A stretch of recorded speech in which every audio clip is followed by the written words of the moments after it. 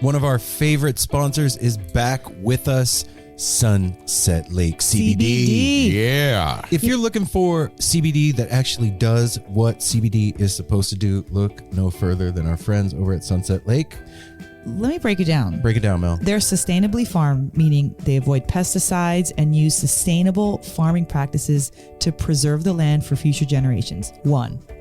2, farm to table. They ship the CBD products straight from their door in Vermont directly to your door wherever you're at. Now that's cool. And third party tested. They test everything with a third party to ensure quality, dosage, and safety. You got to go over and check out sunsetlakecbd.com. They have so many products. Break it down for them, Apple. Well, they've got some new stuff going on. Like they always had pre-rolls, but now they got really cool packaging for it. And you can get CBD pre-roll flights of all their flavors. You can get the heavy hitter flight that also throws in some of their Keef blunts. They have a new CBD recovery body lotion. I'm excited about that. Mm-hmm. And what was the other? The other one with arnica. The extra strength muscle rub, 3,000 milligram with 5% lidocaine. So look, Oh, yeah, if you're lidocaine. sore, this is the stuff you want to rub on your body to make those aches and pains go away. They even have CBD infused coffee, so you can have coffee without the little jitter that you get from caffeine, and you have it in the morning and you start your day off right. Your body feels lubricated. You're going to sleep good. Yeah, and also they have, if you kind of forget to reorder, they've got subscriptions. And they're giving the No Simple Road family 20% off. 20% off. Put with in the promo code NSR20 when you're checking out at sunsetlakecbd.com. You're going to get 20% off your entire order. NSR20. And don't forget those cute little gummy bears. That's right. sunsetlakecbd.com, one of our favorite sponsors, is back.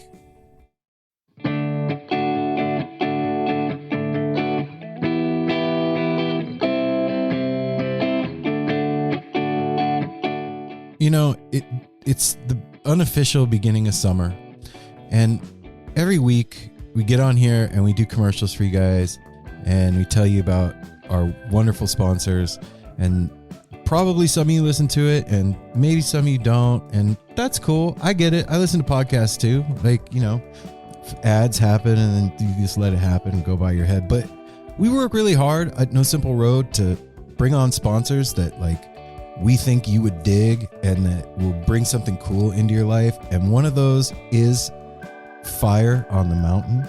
If you haven't eaten there, I can tell you about it a million different ways. I could say they have amazing chicken wings, or they have specials every month, or they have vegan options, or they have salads. I could say all that stuff, and maybe it will just go in one ear and out the other, but I really would like to impress upon all of you out there what it means to have the Grateful Dead family creating food for you and creating spaces for you to hang out in that are dope. They get us and they get you.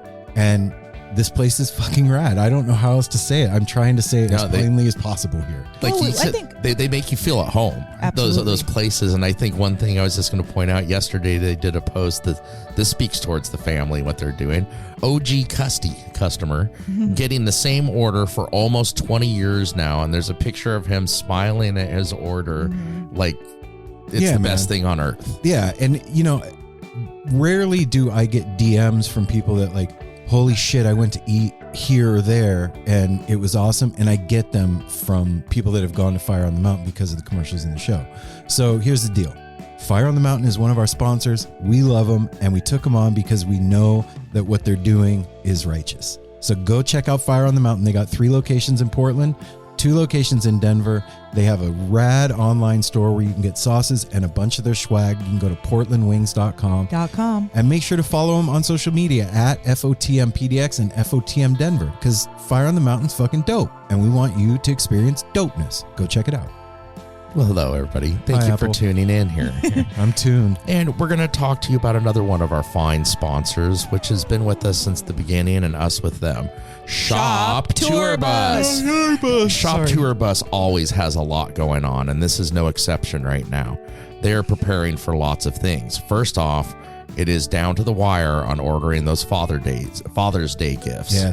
They have lots of things available. They are getting the packages. Franny and Ella are packing stuff up, getting ready to get that out to you. And then they have they have a new design coming out, especially for the Boulder run at Folsom Field with Dead and Company coming up. They posted yesterday. It's 1 month from today. They're getting ready to go. They posted a little sneak peek of the back of the shirt, and they say the front is a surprise. And if you're going to be heading to those Dead & Company shows out in Folsom Field, make sure to hit up the pop-up that's going to be happening with Shop Tour Bus. If you're a Grateful Dead fan and you like Grateful Dead music, you're going to be blown away by what our family over at Shop Tour Bus is doing. And the terrapin with the banjo, come on. Yeah. Everyone needs that in their life. And the boxes are dope. You might get a Miracle Grateful Dead bootleg cassette tape in your order, and they're hooking our family up with free shipping. So when you check out at Shop Tour Bus or shoptourbus.com, when you check out, put in the promo code No Simple Road, all one word. No Simple Road. You're going to get free shipping from the family over there. Make sure to say hi. Tell them No Simple Road sent you. If you go out to Folsom Field and you see them at their pop-up, go check it out. shoptourbus.com.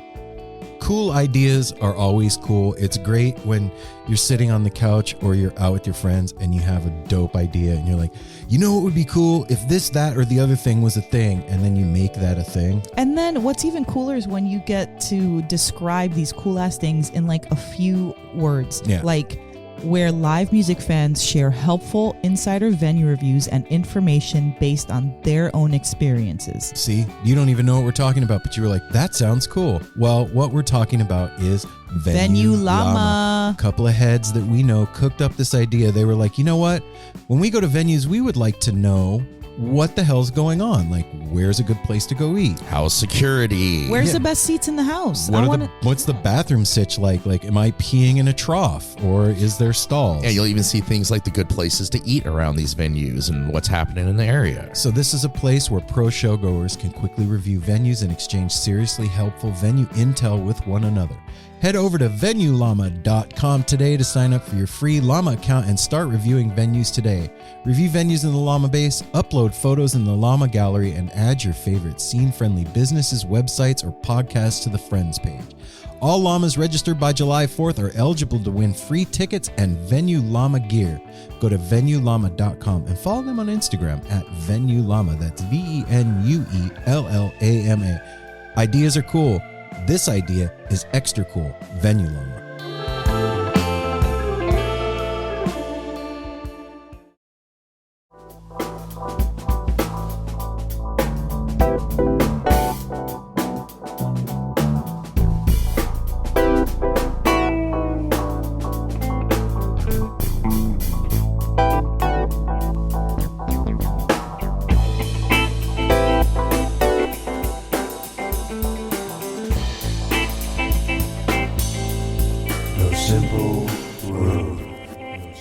It's a mix of kidding and serious. Curious? Yes. That's what that means? Yeah. All right. Sure. Hey now, No Simple Road family. Hey. What's going on, everybody? Welcome to another edition of the No Simple Road Weekly Rewind, produced in collaboration with the Edible Beats out of Edible Beats, Denver, Colorado. If you don't know who the Edible Beats are or what they do, you need to educate yourself. You should probably go check that out. Just Google it. You know how to work the thumbs and the Google machine and the whole thing. Is it Edible Beats or theediblebeats.com? Yes. All right. You know what? I'm going to answer that question because... Here, I got it. If you're going to do that. And in the meantime, this is how you use your thumbs. Yeah. Just so you know. They are the absolute coolest thing on the planet, and we are super stoked to have them be a part of this Weekly Rewind. Ediblebeats.com. There it is. Not the. No. Ediblebeats.com. Go educate yourself. You will be richly rewarded with information and a warm feeling deep, deep, deep inside your heart that'll make you feel oh so happy. And you'll get hungry. Yeah. And hungry. Very hungry. And inspired. Yes, and inspired. So if you are watching this. Yes. Hello. Hello. We don't think anybody's watching right now, but that's okay. That's all right. Maybe in the future somebody will be watching it. So last week, Mel and I were driving in the car and she was like, we have all the gear to live stream. Like, why don't we live stream the Weekly Rewind? And I had no good answer for that. There wasn't a good answer, and I knew you wouldn't have one, and it wasn't to catch you. It was like, we have the equipment, we have the ability. Why don't we do it to start getting more content on our YouTube. And if people want to see what we're up to while we're doing Monday episodes, here we are. Here it is. This is us. Ta-da! So exciting. And so that happened. That happened. So here we are. This is the first week we're trying it. And who knows if it's going to be a regular thing or if it'll be a thing when we feel like it. I think that was pretty easy once I got everything figured out. Okay. Yeah, right? yeah. A few curse words, some Shushes finding a cable. Hey. No, that was an exaggeration. Come on now. Why you make me be the bad guy? A couple backhands. Oh no. Oh my gosh. You're always No. There's a couple curse words thrown out there and had to find a cable, and then that was all it. was well. I mean, come on. In the grand scheme of things, That's as far as like easy. technology goes, that was pretty fucking simple. Well done. Yeah. You passed. So I wish I had a little happy face sticker or something to give you right now. Making it I work. want a gold star. I don't want a happy face. Oh, a sticker. gold star. Okay, I'll remember that for next week. Please and thank you. I'll get a sheet of stickers to hand out for achievements Thank you. on the podcast. For me not blowing my stack when things don't go right. Yeah. Okay. Yeah. Cool. Outstanding achievements in podcast history. You know. good job, babe. Thank you. Last week, also, I had a call with producer Corey, and it was an hour and 44 minutes. I know where you're going to go with this, but I want to stop you for 1 second. That's me stopping. Because that's what you want to get to eventually. But I wanted to talk about something on the show because I know that other people are going through it and have gone through it and certainly will go through it.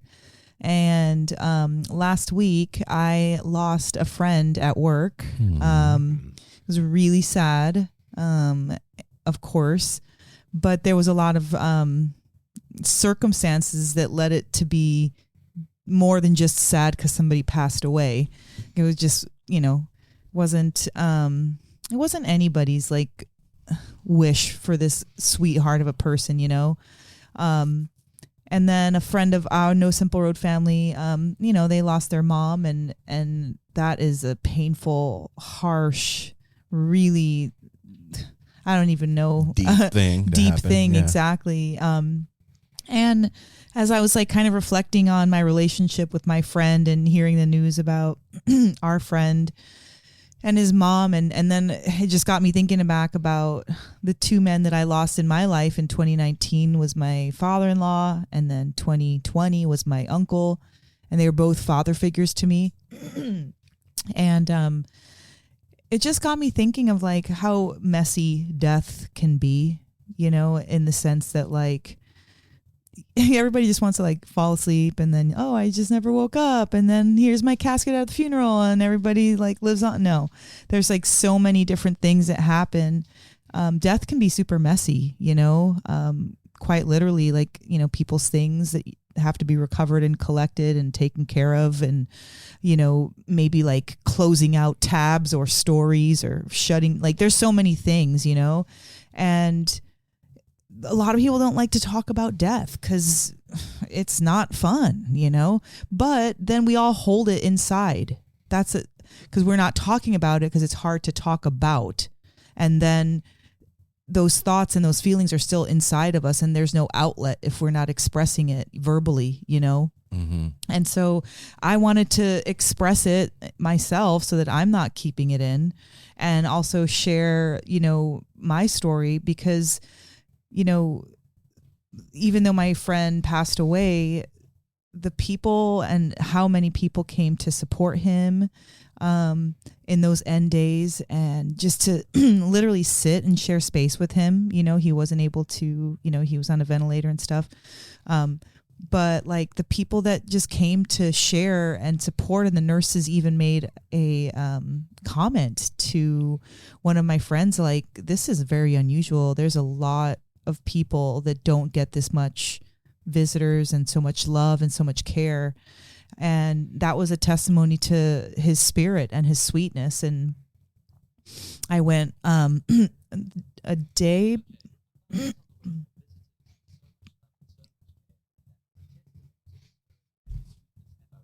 Wow. What? Thanks, Whoa. Sari. That's I don't cool. know what that was about, but Trying to help out.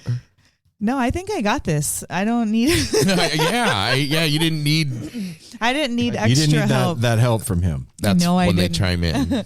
But yeah, and so I went there. It was like a day or so before he passed, and just like being there and meeting like his mother and his friends and the people that were there for him. And I just wanted to reiterate this, I guess, if anything, just share this. Whether the person is able to see you or feel you or hear you or not, I think all of these things are for yourself. You know, when you go visit them, you're visiting to put closure on your relationship or how you feel, or, you know, whether you want to just go see the one time or you're going to go every day, or you're going to, you know, be called when you're needed and you show up. There's so many ways to do it. Gosh, I think I have like 3 froggies in my throat. Well, Your whole little family. you know, I'll piggyback well, I'm on that a little bit, and in this culture, it's death is not something that we deal with well. Western culture is death is hidden. Yes. It's very private. It's typically very sad. It's like finances. Like nobody wants to talk about that. It's like asking what it looked like when you took a shit this morning. Yeah, it doesn't. Yeah, and then it's a lot of deal with it when that happens. And yeah. So, in light of that, because it's so hidden and behind closed doors, I mean, think about the retirement community thing.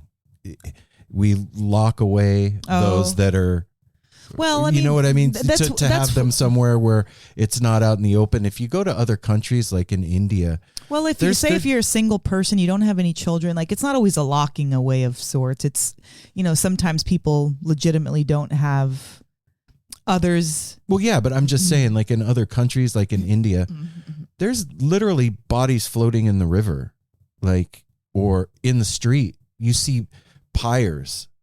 It's death is part of your everyday in the existence. culture. It's not in a life. secret, no, you know, it's- building. Yeah, and not that makes it feel any better when you lose somebody that you love, but because you are constantly exposed to the reality that is part of our human existence and being a human being on planet Earth, that changes the game. And think about like a funeral in New Orleans, those jazz funerals.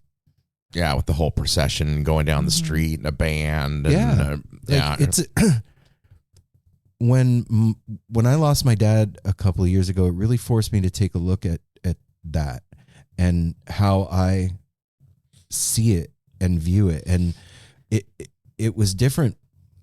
I thought about it 2 different ways. Like for myself, I thought about it one way, and then everybody else, I thought about it another.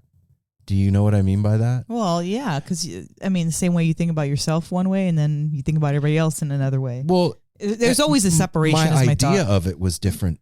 Even like, I have my idea of what's going to happen to me after. Like your afterlife. Yeah, but then when my dad passed, it was my knee-jerk reaction was to be devastated. And all I could think about was that I wasn't going to be able to see him anymore, and I couldn't call him on the phone. You can't plan for death. And like the day, of course you can plan for it in the sense where you're financially and like you've got your affairs in order and like as much as you can, I'll say. But it's coming knocking, and that's why I was saying earlier about like it gets messy, because that's what one of the biggest things people say. I was like, I was just talking to them. Oh yeah, or, that's everybody says that. yeah, like I saw them last week, or they seemed fine, you know. And death will, you know, it Don't have no mercy in it this doesn't have land. any mercy. But you know what? Birth.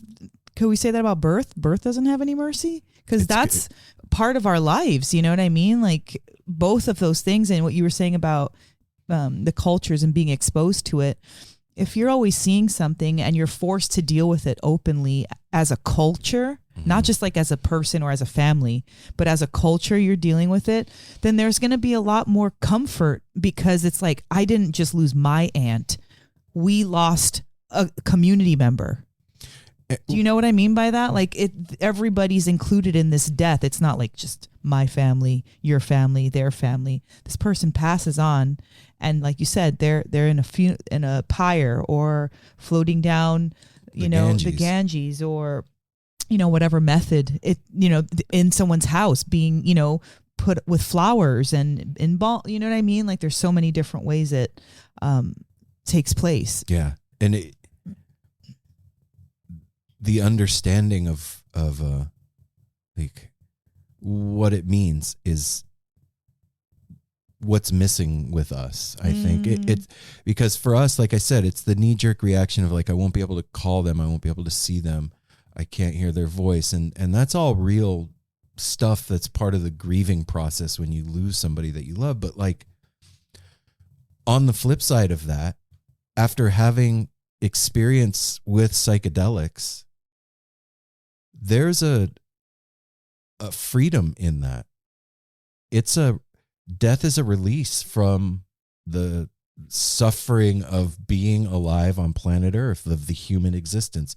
No, we don't fucking know what's going to happen, but I sure do know that I won't be in this body, whatever that means, right? And my experience with psychedelics has shown me that energy doesn't get destroyed. It just changes form. My dad, but even through that, you still have to work through that grief. If somebody knows psychedelics or doesn't, somebody passes from their life, they still. That's exactly what I'm talking about. Yeah, even though I knew that's what I meant about thinking about it two different ways. Yes. Like, just because I know that didn't make it any easier on me. And when I really like got down to the nitty gritty of my grief over it, it was all selfish stuff. At the bottom of it, it was like, I won't be able to see them anymore. I won't be able to talk to him anymore. I won't have his advice anymore. All the stupid shit that I did that I never got a chance to apologize. But that's what a relationship is. Like, I was thinking about, again, go back to my friend, like all the people that were there, he had relationships with. Right. And everybody was like, I'm not going to be able to see him anymore. I'm not going to be able to call him anymore. This person is a huge part of people's lives. And then when it's just gone, everybody that has been affected by them is feeling those same types of loss, like, I don't think it's selfish at all. I think that it's natural and appropriate. And, you are missing something. You're missing whatever light that person brought into your life, and you're missing those stories. And what I mean by selfish, I don't mean it with a negative connotation. It's myself dealing with those things that I'm talking about. Like that's selfish. On your own. Yeah, it's selfish. It has to do with me. My grief wasn't because my dad, how do I say this? It wasn't, I wasn't concerned with where he was at. Like, I wasn't sad because he was in another city or on the other side or whatever it is. Like, it all had to do with me and how I felt about him, not where he was at. And that's what I mean about like our culture and how we feel about it. Because if I had been brought up with a different viewpoint, you would have been happy. I might have been like, holy shit, my dad graduated. Yeah. Like he got his wings. He got his, or whatever my idea of what the afterlife is. Like, he's everywhere now and I get to be with him all the time. So can't we change that? Sure. Well, I think that comes naturally over time with once you've gotten over. I mean, the self thing is what comes first. Like like you said, selfish. I don't think it's really selfish, but it's self. Ish. You're thinking about yourself, and then later, then you feel that, because we all do that after you know somebody. Well, not all. I can speak for myself. I know you guys have. You feel the people in certain places and times. You feel that doesn't happen right away. That happens later, and you'll be like, oh, you get like the goosebumps or something, doing something or being somewhere you've been with that person. I still hear his voice. That happens. I don't think there's any way of changing that reaction immediately upon a death of somebody. because you immediately just think of everything. That's why I love the ideas of like the wakes and the now celebrations of life and stuff where you get together. Like that's what we did for my sister. There was never a funeral. We all got together and hung out all day and shared stories. Yeah, and laughed, and that helps with the selfishness because you're with a bunch of people that I think the immediate, at least for me, with death is to be depressed and upset, and and when you're in a group of people, then you're forced to like to tell the good stories, and then it reminds you of things when somebody's like, remember that time when we were in the back seat and different thing, and it makes you celebrate that person's life. But that's hard to do at first. Well, it was really great. We got to do that. We got to tell stories by our friend's bedside, and that was one of the only times that we all were smiling and joking and and that's what that's what anybody would want if you could look down and see people not mourning and crying, because it's like, but to be laughing about you and think about this, like in the whole energy doesn't die, it's just changes forms kind of thing. Like in telling stories about somebody that's passed away, that energy of that memory, the physical particles of the memory, wherever that is, are that person. Then they've changed form to become the ideas and the memories of the people that held them and loved them and cared about them. That's why that movie Coco is so dope. Because it really illustrates kind of what I'm talking about and the only time you're really gone is when the stories and the memories of you fade. Yeah, people don't tell them anymore. Well, and like Coco, I finally watched that not too long ago because I hadn't seen it since it came out. It's about connection with your ancestors and everything, and it's a very common thing. I know I've done it like every year, like when the date comes around that my sister passed, the immediate reaction is to be kind of depressed that day or something. But that's when you pick up the phone. I always talk to my mom, my dad, my nephew. We talk and we laugh and talk about the good things.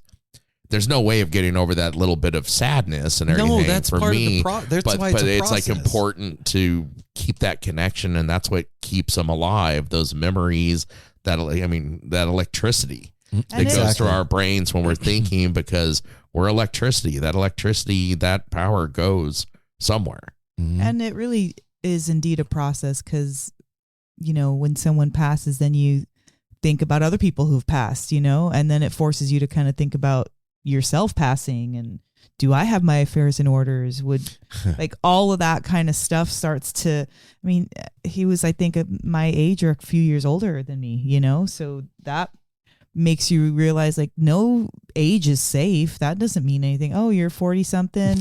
No, if you're under 40, you're totally safe. You're fine. Like, you're good. Oh, she Everybody was young. Straight. And it's a process. It brought up a lot of what, like I said, with dad and my uncle, and just realizing the gap that is there because of their absence.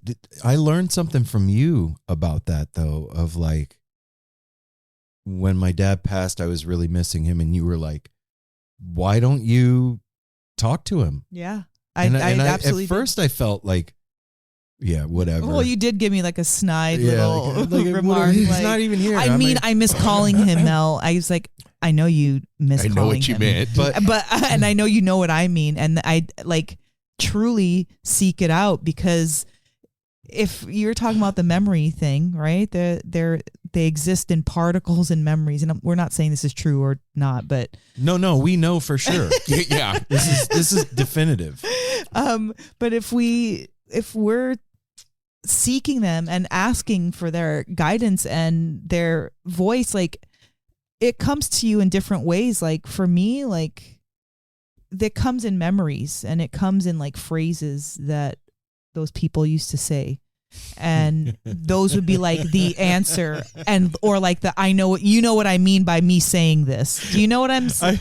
I'm laughing because when you say it, I hear my dad. I was just kidding. Motherfucker! I hear it. Well, okay, so this is a random. Well, it's not that random, but when my mom was here, we were sitting in ceremony, her and I, and there was like a moment where we were asking for, any ancestors to come in that wanted to be part of this, that had something helpful to contribute and whatever. And I heard my uncle's voice. I heard it so audibly, and he was like, "What, are you kidding me? I would have missed this for the world." And like, just the way that I heard it in my head, and it was such a like, oh, okay, he's here. And that was it. There was no more connection. It didn't need to, I don't feel like it needed anymore, but I felt it. And, I guess it was just like a story of that story played, and it just made me sad that I couldn't call him, but also, yes, I can. You got the cosmic phone now. Yeah, you know what I mean? It's just like, it's like made of clouds. Yeah, it's got stars in it. Like, I would imagine if you like had something really awesome and you lost it, and now you got to go through life without it, like a pair of shoes or a purse or something that you really loved, but you lost it. And now it's like a bummer you don't have it, but you got to learn to live without it. Yeah. It's the wildest thing to think about. Like, I'm here right now. I'm having this entire rich living experience on the planet. I have people's phone numbers in my phone. I get mail. I eat. I go to work. I have kids. Like, we have a podcast, all this stuff.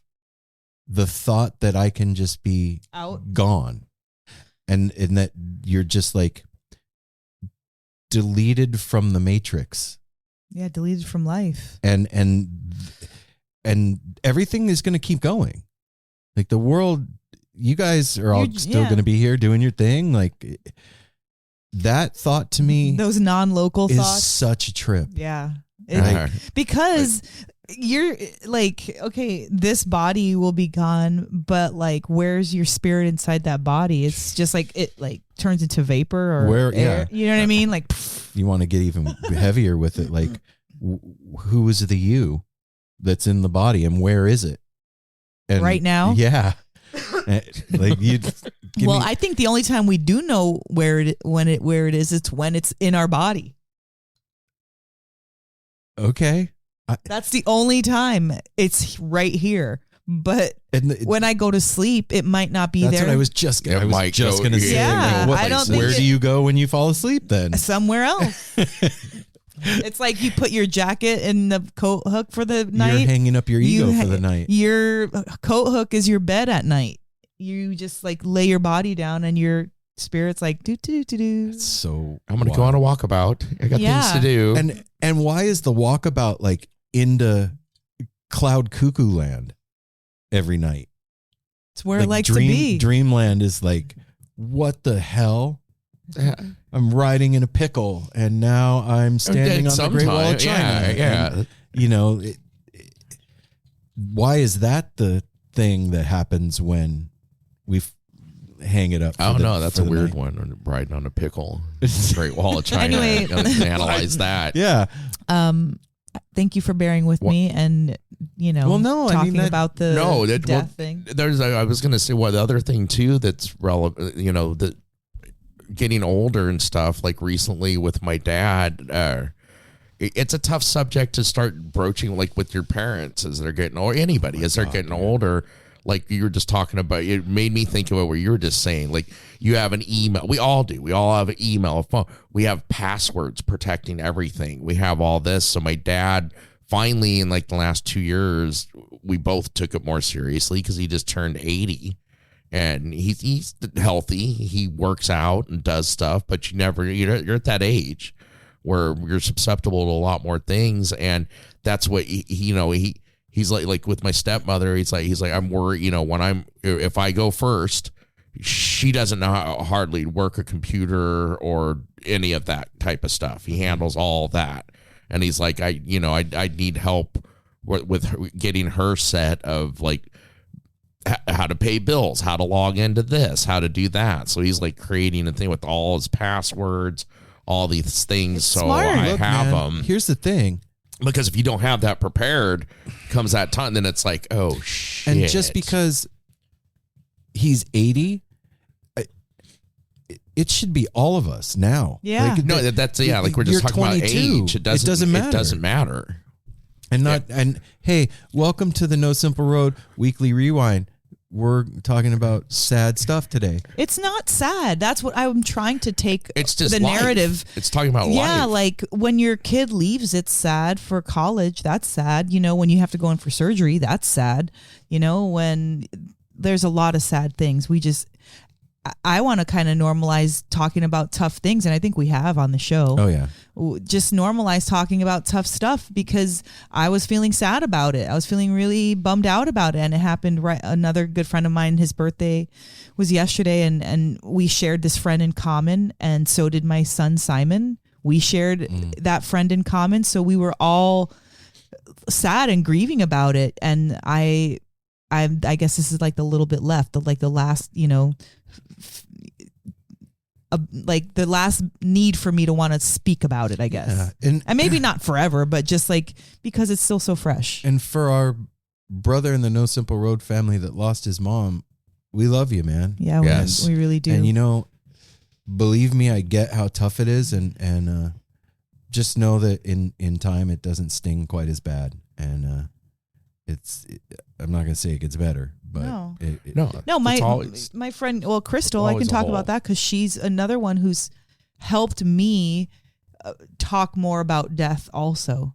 Like, I mean, this is kind of a crude example, but like when you work in a spa, you see body parts all the time. They're not a big deal anymore. You just see them, and it's just like, oh yeah, I saw. You saw 10 buttholes today. Yeah, it doesn't matter, and so it depending on what industry you're in and how much you're around death or whatever, it's not as harsh, or it's not as. Yeah, I remember when we worked in the hospital. Like, no, we would see dead people would code, and it would be like, whatever. The guy's in there, and he's it's dead, fine.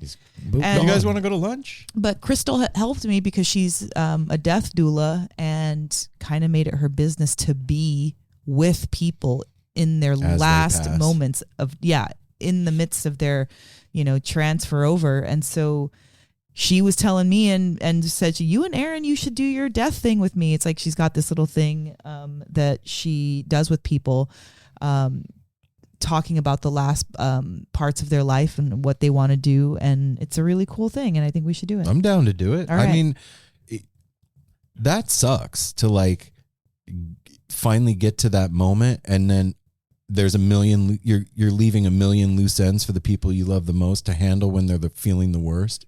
I've been, because that's kind of shitty, man. I've been like to not be prepared. Yeah. Studying about life insurance lately for before this happened too. Before this, Wait a minute, should I be worried? yeah, but I was just studying about it because I want to know, like all these things kept saying about like the Rothschilds and all these like people, like they put their money is in insurance and in trusts and things like that. So I started to research it, and so it just got me down a rabbit hole. Yeah, but you got to have the money to do that. Of course, you have to have the money. But my thought is Here's in my thinking of that, like $10. anything, your 401k, your whatever you have, your savings. Okay, that's cool.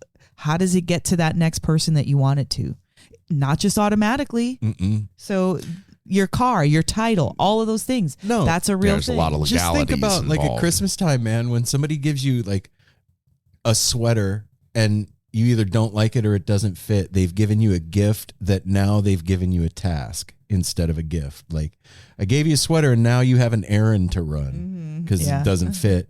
That's like 1,000 of those. Mm-hmm. But when they're feeling their absolute Worst. saddest, like, okay, now you got to go to the bank and try and figure out my passwords. And no, man. No. And I had a really good friend who her dad passed on her birthday. And he made it as easy as possible as far as like financially, and it was still hard because there was like he thought he did everything, and there was still stuff that came up that she had to. She was like, kind of like cracking her knuckles, like, okay, this thing can be so hard. Nope, it was so hard. So I don't know. It's kind of like a PSA to get your stuff in order when you don't need to, so that you don't leave it for your loved ones, and to just like for all to be a sounding board, because and to discuss it with your loved ones, and to, like we always say, is check on your friends. Yes. Even when they tell you you're all right, if you sense they're not, dig a little deeper, push a little harder, because you only have those chances while they're alive. Well, and to celebrate our ancestors and all those that have passed on. Yes. I've really learned to do that more since living with you guys, because Mel has really brought that to the forefront in our household. Yeah, we do that on Dia de la Muerto. And sometimes this is the thing with like remembering anniversaries of death. I don't like to remember that. I don't like to celebrate that sad time, but if it's their birthday, I feel like it's different. And my uncle makes sense. You know what I mean? If because you're not remembering their death, you're remembering their their life. And so I don't celebrate death days. I did the very first year that my uncle, or maybe even the second year, but I did something. I had lit a candle and did flowers, but like I don't want to get in a death vibe plan my on sad the day every year. Yeah, I don't want to do that. I want to like listen to some music and like try treat to like light, because you would celebrate their birth. Yes. Yeah. Yes. Okay. And wait, one last it's a thing. much better celebration. One last thing. Another thing that was brought out because of this, Apple just said it a moment ago, was check on your friends if you suspect anything, right? Even if you don't. Don't you enjoy getting a phone call randomly, like when someone's in a good mood, like, hey, I just wanted to check on you. Yep. What's up? I missed you. I loved you. We don't even just talk for a lot. Just, hey, that can like make someone's freaking week. And there's nothing wrong with, like I said, like pushing a little more. We do it with each other, living around. Like the first time somebody asks you if you're okay, if you're not okay, your normal response is just like, I'm fine. I'm good. Yeah. But then if you know people but you can tell when that's bullshit and when it's not. Yeah. 1,000%. Yeah. You, be like, you all know out what? there know what I'm talking about. You know what? Are you sure? And a lot of time, I know I've done it. The second, third time somebody asking, it's like, all right, you got me. And then you let it all out. And and then you feel better. All right. So that's it. Or you talk about a health problem and you go get it taken care of. I just want to thank you. Thank you for everybody. I'm going to push in the clutch and we're going to switch gears. Ready? So what I was saying a half an hour ago about talking to Corey, we had this like really long conversation, and part of that conversation was around like what No Simple Road is up to, and what are you up to? Like our summer plans. Yeah, and not this coming weekend, but the following weekend we have Mojo Family Fest coming up at Rhythms Ground, and if you're here in the Portland area or you're able to travel up for it, come hang out with us, man. Yeah. We were just out at Rhythms Grounds again on Friday. Yeah, Friday night. I was going to say last week. Jesus. Friday night 2 days ago. And it's amazing out there, and having the opportunity for all of us to gather there for the inaugural festival on those grounds is going to be something special. And we have something really, really cool. We're cooking it up for our live podcast on Saturday at noon. So if you have the chance to, or the means to come up, I would or down. I would highly or sideways, or to the right or left, diagonally. We don't exclude anybody above us or on the right of us. We're inclusive as far as directions go. Yes. Come hang out. You can go to bodimojo.com and get tickets. You can go to at bodimojo on Instagram, and there's a link in their bio, and you can get tickets there. Do we have a link on our website? We don't. Okay. And it is, Matt, like we were just talking about death and stuff. You want to talk about life? That place, when we were just out there, it is like the amount of people that have dedicated their time and energy to helping them get it ready and everything. It's magical what is happening out there. It's going to be the dope. transformation and everything. And then like anywhere, especially up here, once the sun starts going down and At 11 o'clock at night. And yeah, that's true. Yeah. And the lighting that they have going on out there, or keep adding to, it's Dude, just magical. When we went out there on Friday night, we left at like 9:45 at night, maybe 10, and it was like dusk. Yeah. And we were driving home. I was like, holy shit, it's 10 o'clock at night and the sun is still up. Yeah. Like, And we've been here we're all tight. It's like we've been here 7 years. In 9 days, we've been here 7 years. Holy and we were just shit. talking about that. It's like, yeah, you just don't get used to this. Mm-mm. So anyway, the other thing that we were talking about was Oregon Country Fair. Woo! And producer Corey was like, I don't get it. I don't see what the big deal is. I've been to county fairs before, like He told me he was and thinking hot dogs and Ferris wheels. What is the big deal? But And that is a very good way to think about it. Because how do you know any different? well, How would you? I you should wouldn't. say. And so it occurred to me that a lot of people listen to No Simple Road that don't live on the West Coast, maybe don't have any clue what the Oregon Country Fair is Yeah. and why it's such a monumentally Why it's so important to us. huge deal that we got invited to podcast at fair. Yeah. And so I wanted to talk about that a little bit on the show so that you all could share in the excitement with us and, you can and just know what's going on. Yeah. You want to, Apple, do you want to give them a little fair history lesson? I'll start a little bit. It started in 1969 as a Renaissance fair, and they were looking to make some money to create alternative schooling. And each year it kind of grew a little bit more, a little bit more, a little bit more, not without its problems from neighboring homes or the county or different groups that were didn't like what they were doing, as far as like maybe there was people loitering on their property, little things like that.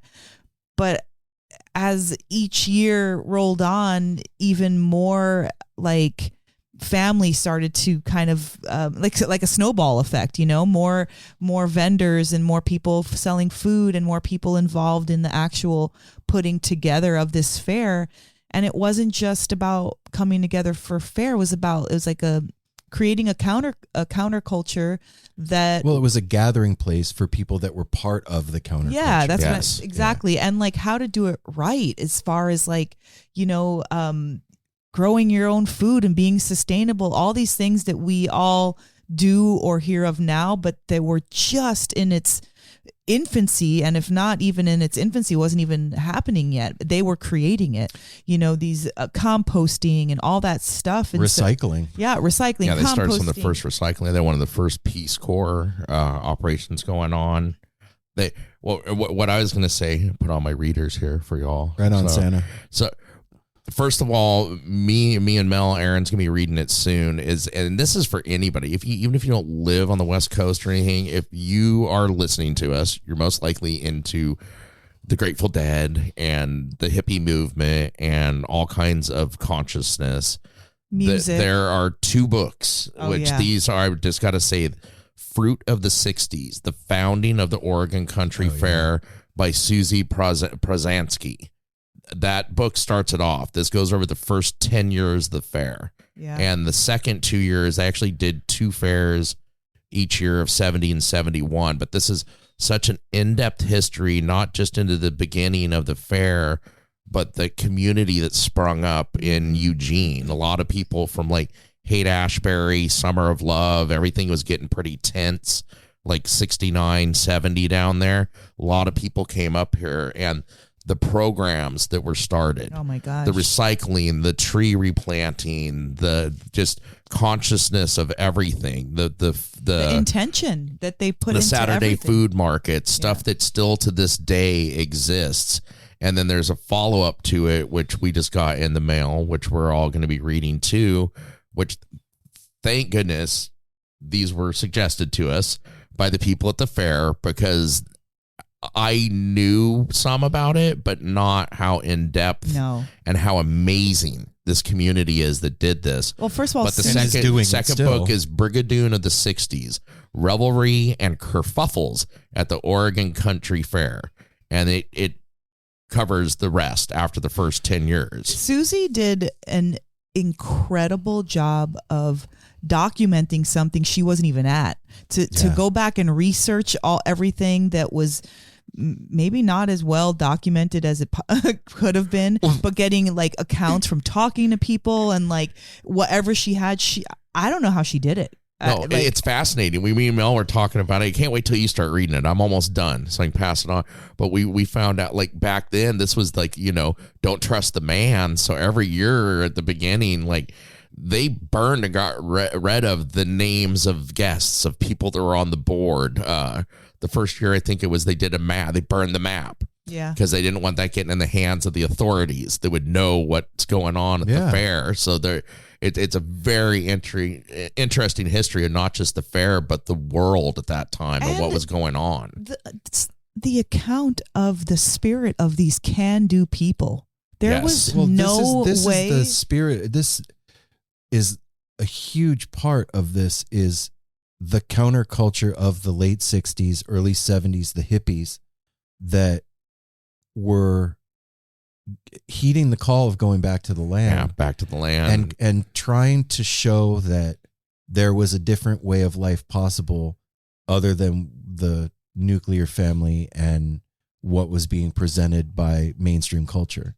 And the fair has been a representation of that for over 50 years and has grown into, I think it's the second largest city in Oregon while the fair is happening.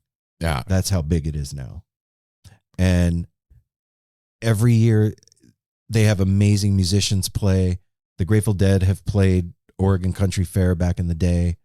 I know that the Keeseys were very involved in helping them with all of it. Yeah.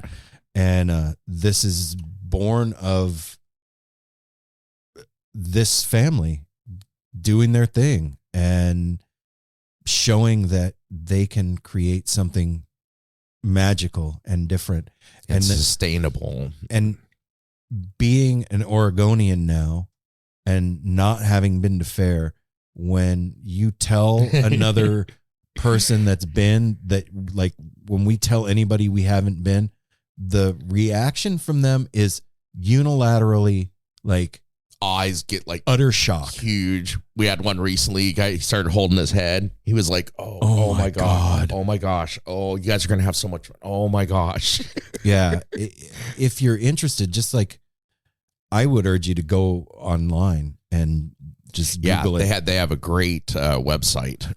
And so, like, this thing with a rich 50-year history of creating all of these amazing programs that are now like mainstream that you don't even know came from there. So many artists and musicians and craftspeople, and just the list goes on and on.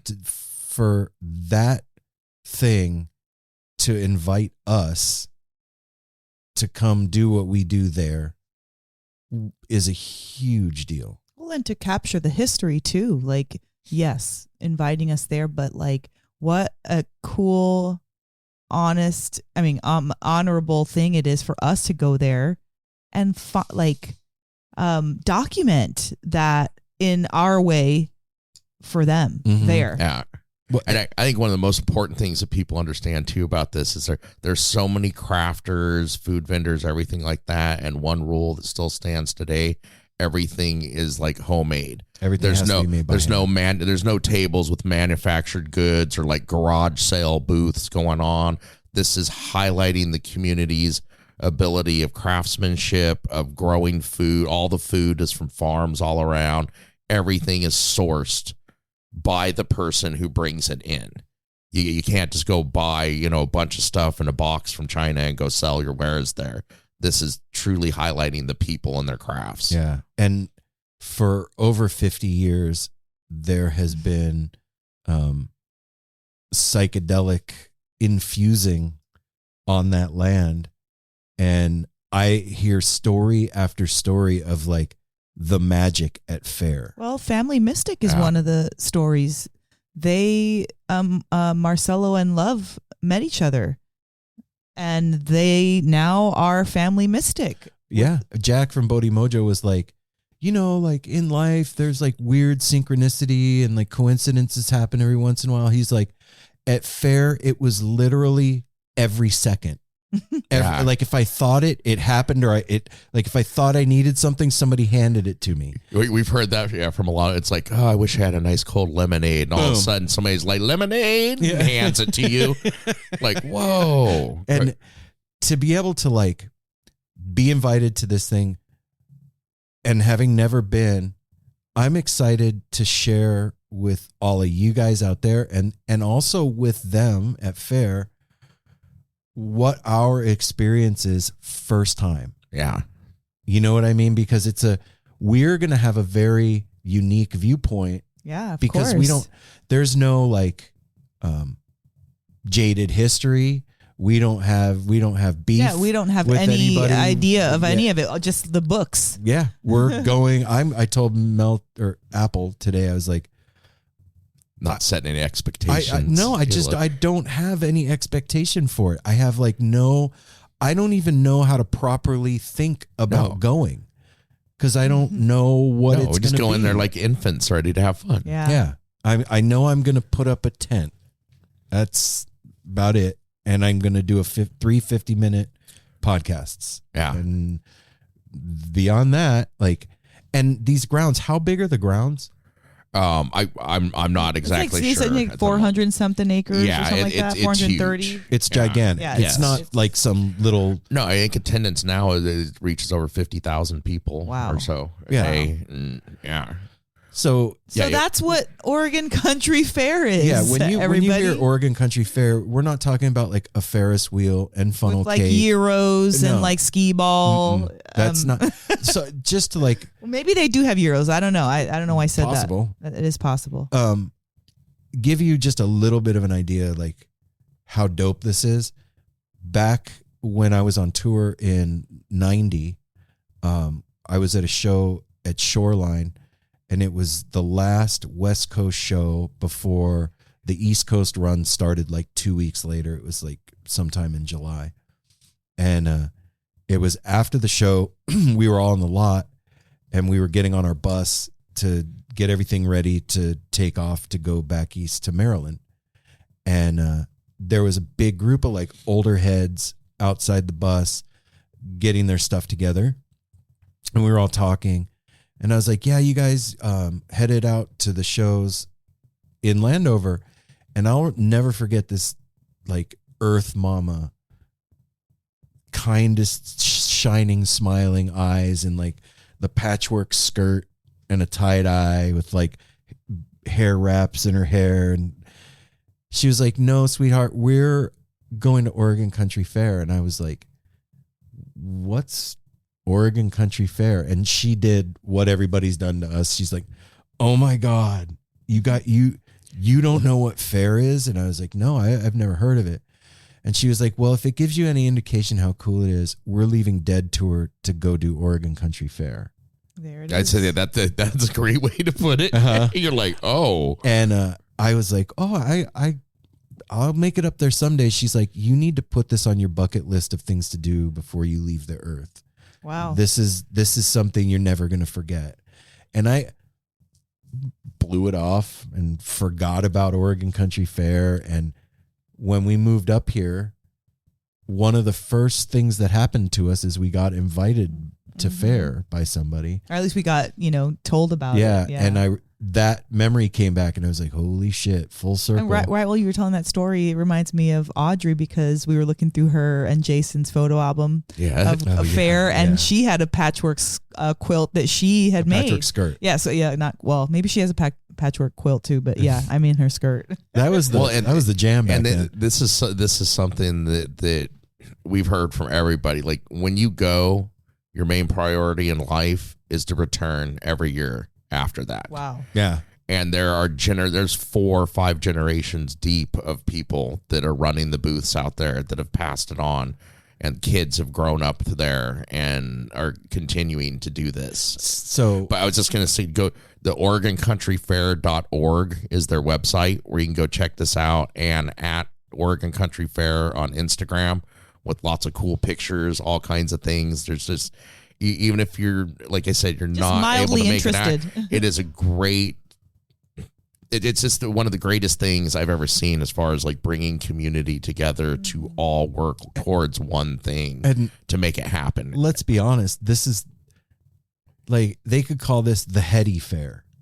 Like these are the heady cats that put this thing together and are doing this, and the vibe of this is super thick. Yeah, and this is Veneta, Eugene. Yeah. And Ken Kesey used to walk. People used to see. He used to hang out on the fairgrounds all the time and walk around, talk to people, give talks. I mean, this Ken Babs, there's just a lot of history and people involved in this, and I can't wait. I'm almost like, I'm thinking about it all the time because I'm reading the book, but then I have to like turn it off to like, I don't want to get too excited. I might blow a fuse or something. what happened to Apple? Oh, he It's was too exciting. excited for He fair. got so excited he passed And out. I'm glad that you started reading because I was like having all this information by myself and I couldn't With nobody, talk about I'm glad it. you're already and ahead share. of me. Now I got to finish it so Aaron can start reading it. Now we got part 2 to read. Yeah. Part 2.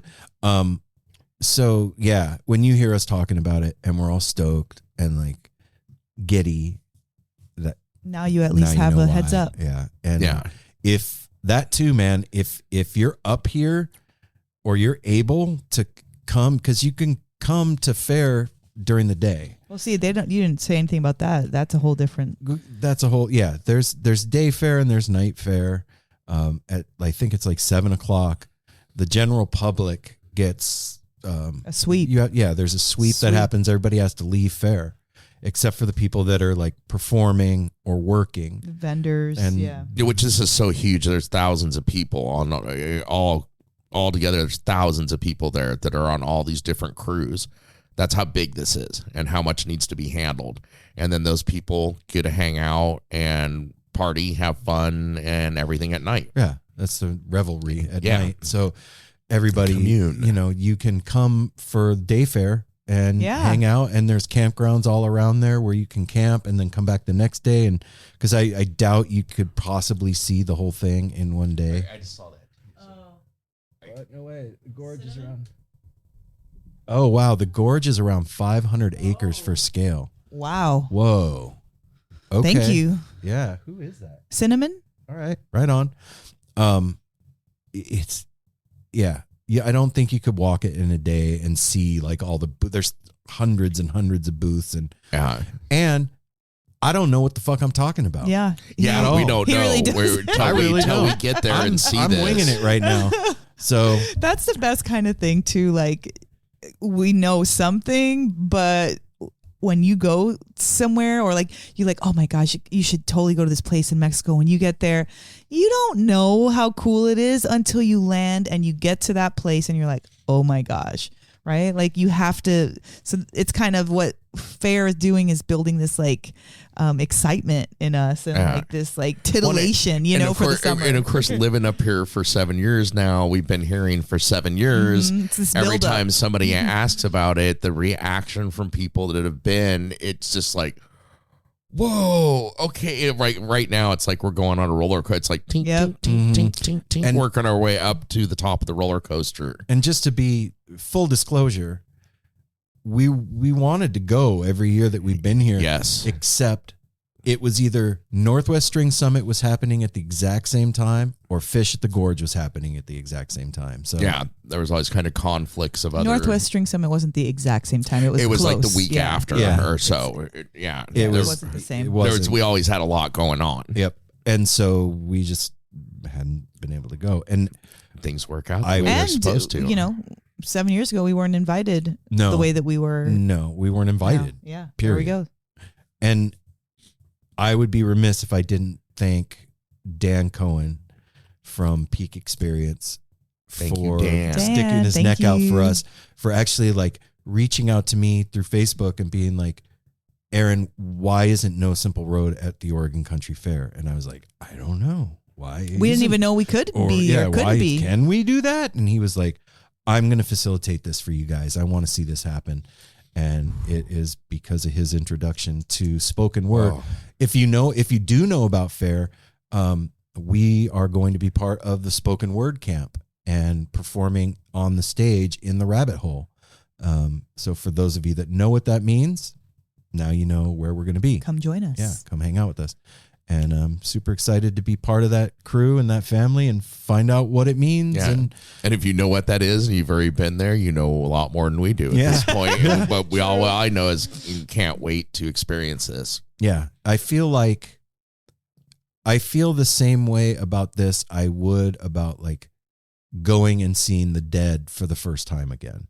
Yeah. Like I know that something amazing is about to go down, but I don't have the like experience to even understand what it is that could possibly happen. And you know how cool that is to have that kind of a feeling at our ages, like to have brand new stuff that you don't even know about, that you're excited about and you don't know why you're excited. Like that's the best. And wait till I was going to back up and say, I said, I can't wait. Yeah, I can wait because I have a whole nother book to read. So I'm prepared. Yeah, wait till I can't wait till I can wait till you start reading the book, because then we're all, it builds the education of what it all is. Yeah, I have to say, which is amazing. Apple reading this book, I mean, he is like a little encyclopedia, because I've read what he's reading months ago, because I'm almost at the end of the book. I took a lot longer to read it because I was like nursing it almost, like kind of milking it for a little bit.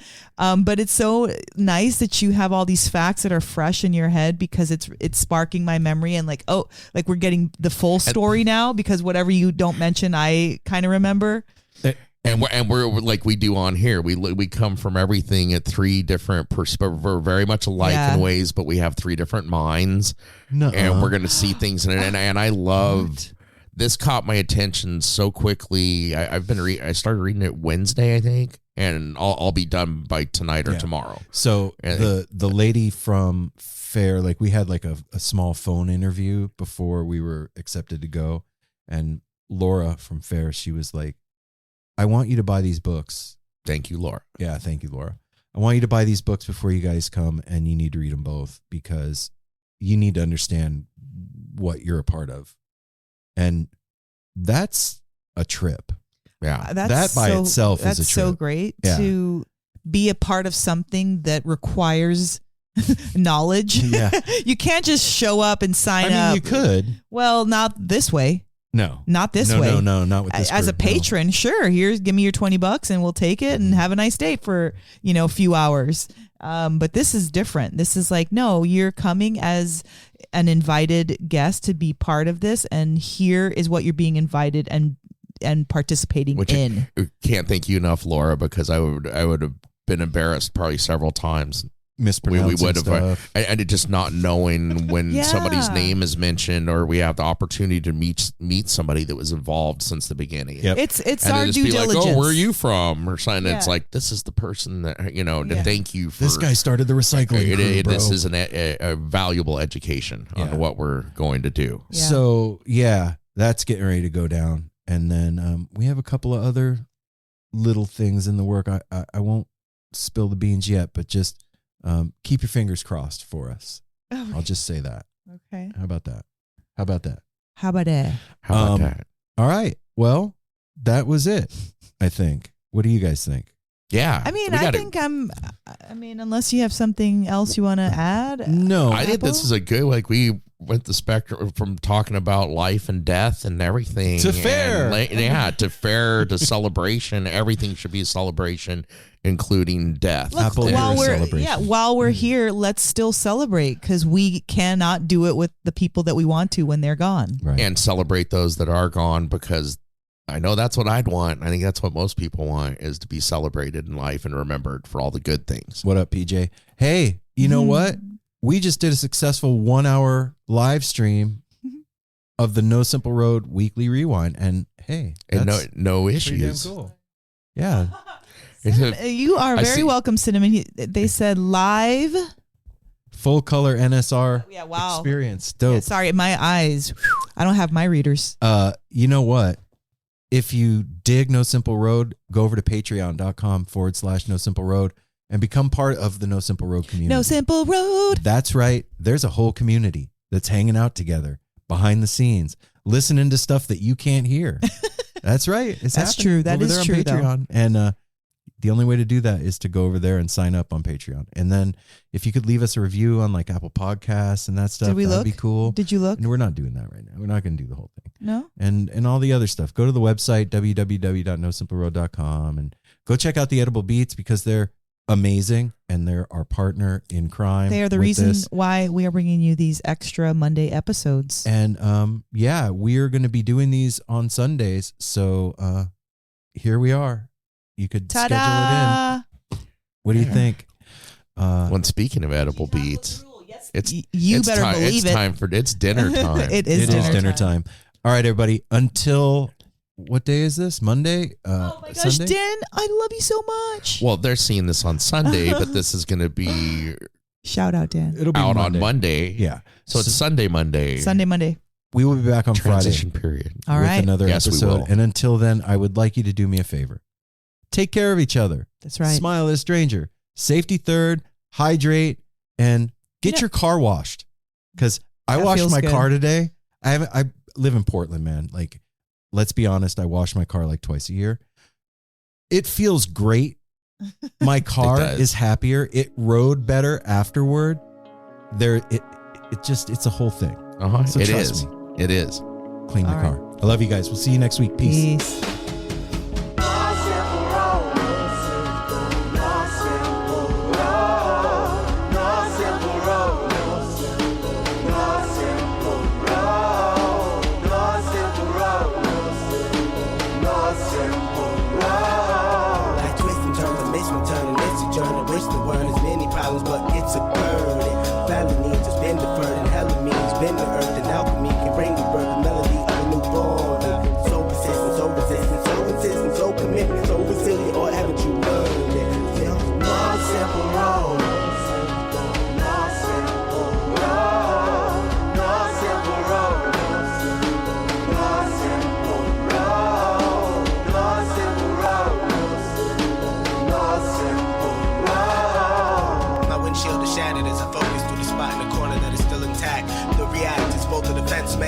Well as a fear, we've traveled this road before, so we may think, but it's a tad bit of strange similarities that feed an A = A complex. The fears of your past do not equal the perplexities of the current road.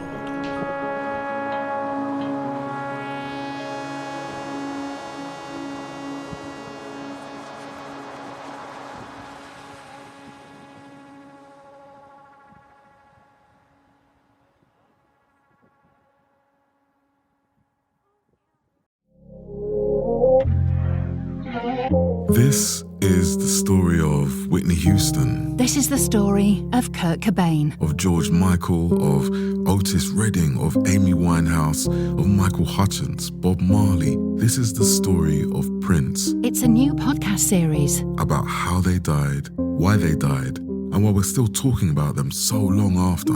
It's like nothing you've ever heard before. It's storytelling. But it's more than that, because rock stars, they tell us how we feel. They change our mood. They change the clothes we wear, the people we hang out with, the way we remember things. It's them who give us those ludicrous moments, the ones where you're jumping around, singing your heart out, feeling understood. And it's those moments we'll help you remember, the ones you're thinking about right now. That feeling. That feeling. It's coming soon from Crowd Network. Just search for Death of a Rock Star on your podcast app. And subscribe now.